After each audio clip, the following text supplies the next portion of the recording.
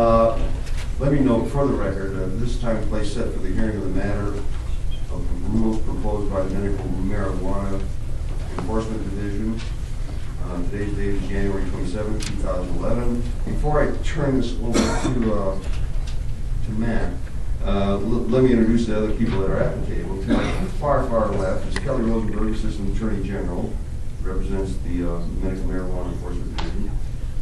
Next to Kelly is Dan Hartley, who's the Director of the Medical Marijuana Enforcement Division. And then next to my immediate left is Matt Cook, the Senior Director for the Enforcement Line of Business for the Colorado Department of Revenue. It's not going to make it more forceful just because people say it over and over again. So. Thank you, Mr. Weber. Mr. Julian, good morning. Members of the industry, the public, and other interested persons that attended this morning.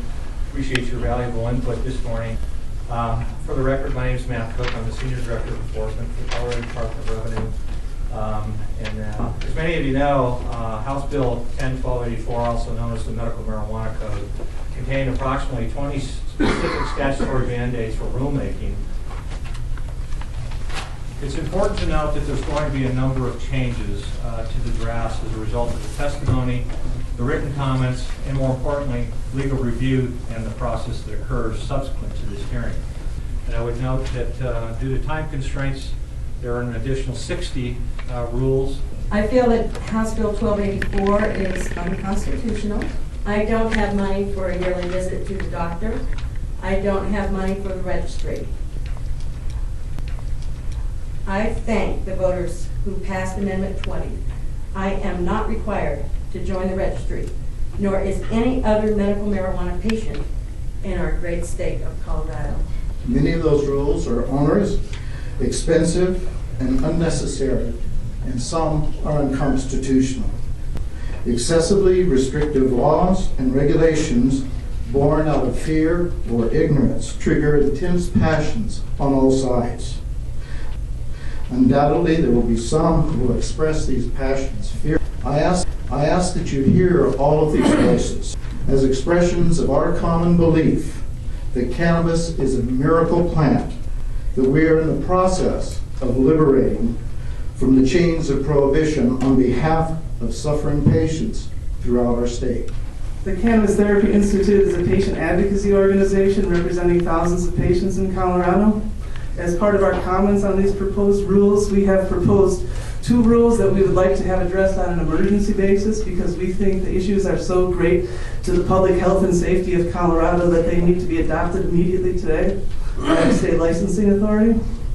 The first rule regards privacy concerns. We would like the Medical Marijuana Enforcement Division to adopt 2 regulations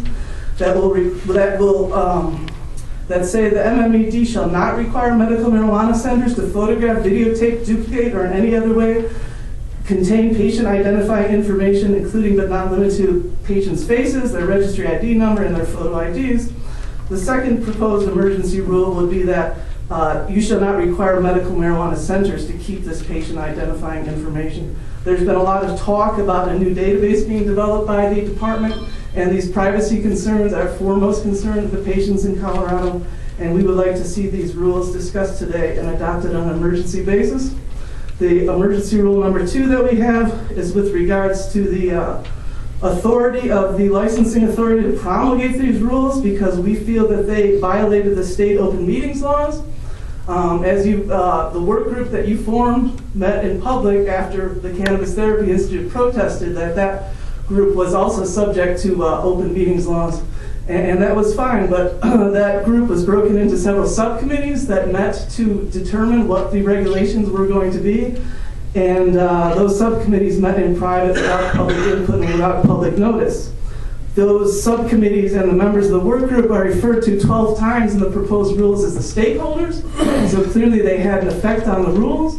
And we would like to see, we'd like to see the rules sent back to a committee that is formed in a way that's more open to the public process. And we have language for an official Medical Marijuana Enforcement Division Medical Marijuana Advisory Committee in this proposed rule number 2.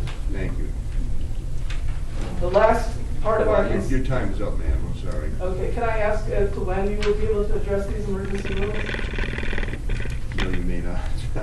My name is Kathleen Chipai, and I'm here as a patient, caregiver, and the representative from the Patient Caregiver Rights Litigation Project.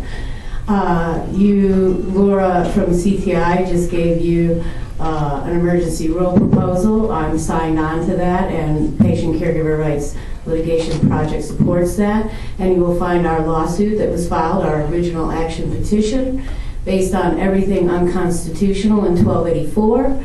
And that is our evidence attached to the emergency rules.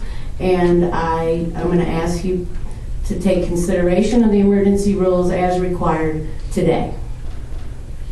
Hi there, my name is Andrew Heaton. I started out in this as a caregiver, taking care of a family member who had cancer. I've moved from that to eventually growing for multiple patients, became a shop owner. And it makes it very difficult for those of us who are trying to do this the right way, for us and for our patients to compete. And I would just like to remind everyone to please keep that in mind as you make these regulations and these requirements, to please protect us. If without us, there's nothing for you to regulate, and we can't help our patients. The only people that I see on the committee are people who are going to be profiting from these regulations. I don't see any representatives from the disability community. We've asked many times to be on there. Mark Simon has worked with Representative Massey extensively on this, and we still have no representation. As I read through these 99 pages here, I know that Mark had made some arrangements or agreements with Representative Massey to include indigent provision in there. I don't see anything about the indigent provision. What I'm seeing in here is everything that's making it more difficult for providers to serve the community that they're supposed to be serving. We've drifted away from the whole purpose of the law to enforcement of things that I think that are really not that important. We're making budget cuts that hurt people with disabilities. We're collecting a lot of money off of just the $90 fee plus the sales tax that we're having this. Why can't some of this be redirected to help people with disability rather than just making more work for police to do? This is very police-oriented bill, and I think it's unnecessary spending. We need to focus on the intent of the law whenever it was passed by the voters. Thank you very much. Thank you very much. The laws that we have created are not perfect, and therefore the rules reflect these imperfections. There is still much work to be done by the legislation and the advisory committee to ensure that medical marijuana is available to patients statewide in a safe, efficient, and compliant manner.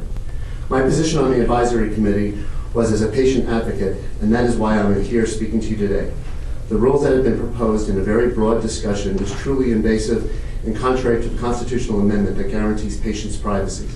The rules that are being proposed here require MMCs to check and verify the patient looking for admission into the MMC has a medical marijuana registration card, but also that the person standing in front of them has a picture identification card to verify them as well. Then the MMC must, by way of point of sale system, make a written record of what they bought, when they bought it, and how much they bought. The rules are also requiring the MMC to videotape the whole process as well. I am very concerned that many individuals that currently procure their medicine from legal MMCs will, due to the potential leaking of personal information, return to the black market. This is both dangerous and less productive for many. But because I believe that if there's a camera facing directly down, in addition to all the other cameras that we're going to have in this process, on the transaction, that what we're going to do is force the black market to come forward again, and that the very patients that we're trying to encourage to play by the law, if they're in a public position, are going to go buy their medicine on the street, which is exactly the opposite of what we're looking to do. This whole process in terms of your ad hoc advisory groups, your subcommittees, besides being patently unconstitutional in nature, this is the reason why our government has sunshine laws.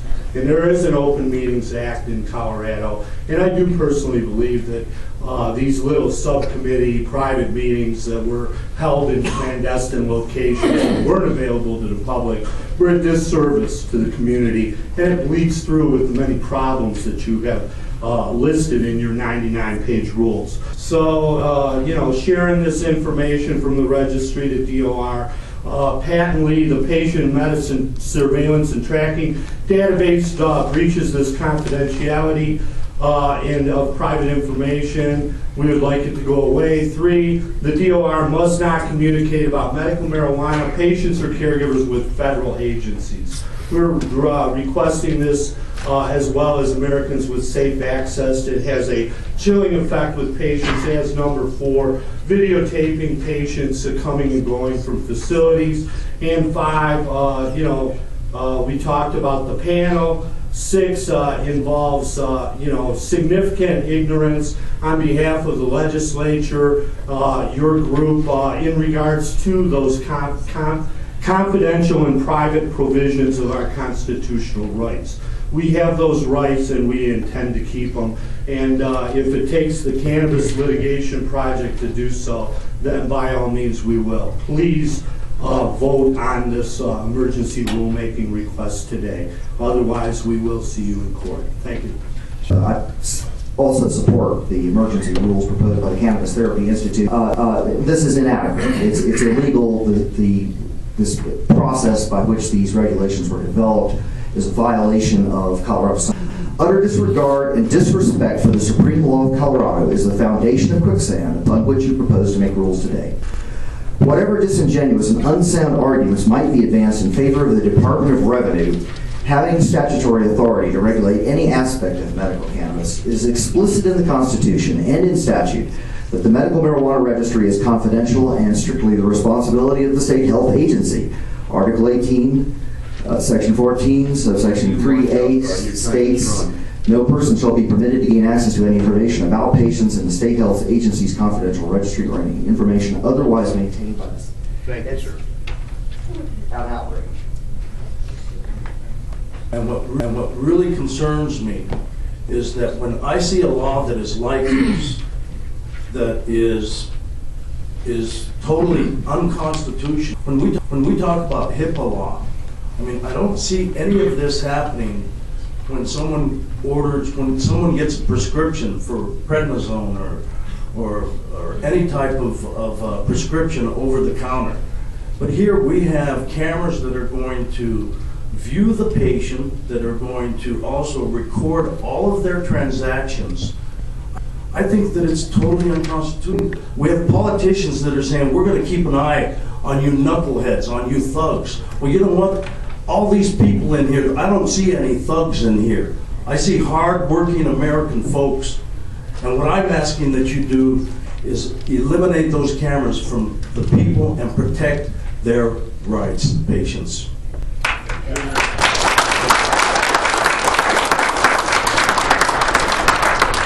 Second, I'd like to acknowledge the previous speaker, Ms. Credo, other speakers on the privacy issue. I think that is the biggest concern that I have in my capacity as, an advocate for people whose lives are directly affected by medical cannabis, family members of mine, me personally. My husband and I got into this business because we were very concerned that patients were buying on the streets. The patients, little ladies, were buying their medicine on a street corner that's very unsafe. So we really got into this business to help provide a safe avenue for patients to purchase medical marijuana. That said, we are very concerned about the privacy issues. Again, I'll ditto everybody else. The privacy issues are definitely important. We're very concerned about the big web-based registry system that the DOR is going to set up. We're very concerned about the privacy issues, especially with the whole WikiLeaks things that are coming out lately. My concerns are the fact that when 1284 came about, we were all super excited to a certain point. We want to be regulated. We want to be able to follow the rules, but we also want to be treated fairly. These are all things that are concerning to us. We want to be regulated, but we want to be regulated fairly. Just because of the business that we're in, we shouldn't be treated as differently as any other small mom and pop shop. To echo the sentiments of Laura Creho and in regards to privacy, with all the money that we're required to invest in these state-of-the-art security systems, alarm and monitoring systems, we're troubled by the following section in the draft rules. 43.3- there's no number, security alarm systems, duties of the alarm user and alarm installation companies. It says we shall not program security alarm systems so that they're capable of sending 1+ duress alarms. We shall not install a device to activate a hold-up alarm, which is a single action, non-recess button or a panic button. We shall not use automatic voice dialers. Limiting MMCs, OPCs, and MIPs from some of the most basic security and safety features that are available to us, I think is wholly counterproductive and could potentially endanger the safety of every person who may be involved in an unfortunate incident where those features could have prevented a problem. We've been in business for over 18 months. As far as our retail space, prior to that we were delivery only. Every single employee is required to wear a panic button at all times. I can't understand why picking up a phone to dial 911 is the sole method that you are essentially allowing us to have to reach out in case of an emergency. Bars, hospitals, banks, liquor stores, jewelry stores, convenience stores, they all have those measures in place. I certainly hope it's a minor grammatical error and that the shall not was meant to be a shall. I hope that is the case. In addition, I just echo the sentiments in regards to the alarm administrator. I think that as long as we're meeting the requirements, we shouldn't be required to have somebody certifying it.